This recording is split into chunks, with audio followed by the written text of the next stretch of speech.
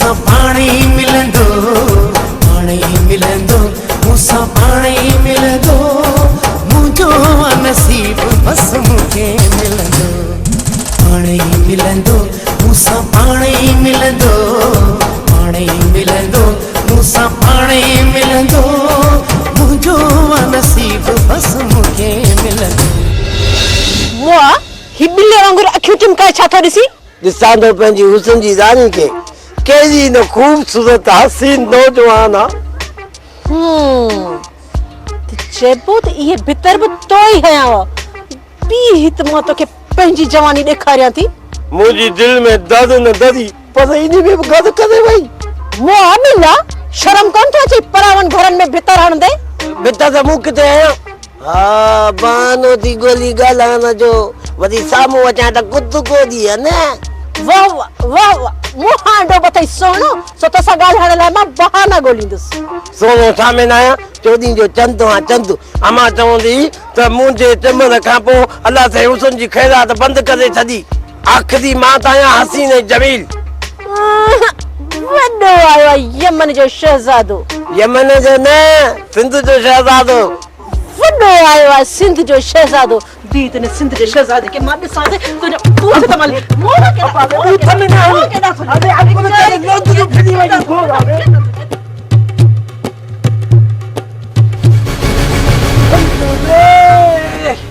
वदी का खूनी न अपारी घोर आवे मु समझो थई वई सुबह सा दीदा त कराए थई पर मूंखे कहिड़ी ख़बर त सत को ॾिनो थई मां का खुदा जी बे जी मां गदा के कुतीनो ये कुतियो था हे दाने बत्ते बया सत का ॾिनी त असां का तोबा नहीं मानो साके जी थी तो कोन थो अग में इसको ख्वाज लगो पियो आहे खुदा जी का मां त पए नक कुतो त कना का बचाया तोर गाडे के साथ हुआ है यार गाडे जो छिको भजी पियो दखन जे तो 300 रुपया के 300 रुपया आहिनि कोन समझी हाणे ईअं थो कजे जो दखन सां कूड़ सुधानी उनखे मुझाए गाॾो काईंदासीं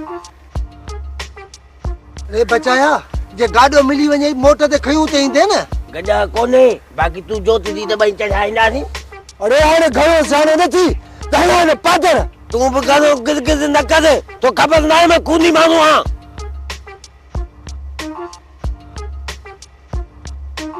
अरे जे तू वडो खूनी माण्हू आहे त मां बि घटि न आहियां मुंहिंजो नालो बि मलूक हलिया ठीक है तो मुतबस थी गई तू मुता तो गालाई मुस्ता किद तो करी अल्लाह दिते खान तो खान ता बचाए ता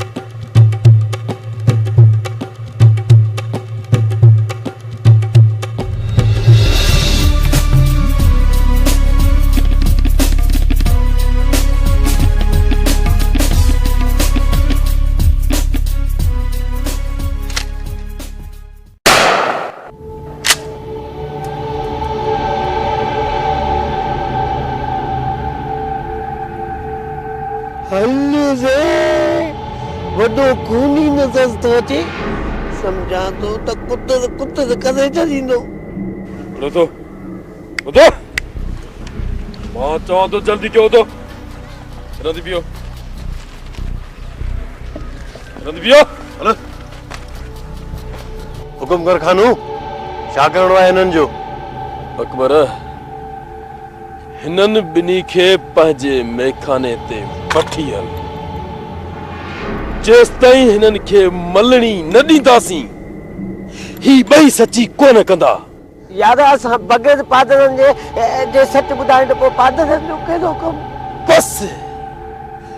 बस बस चुपचाप अॻियां थियो त कयां वञ पूरो हलो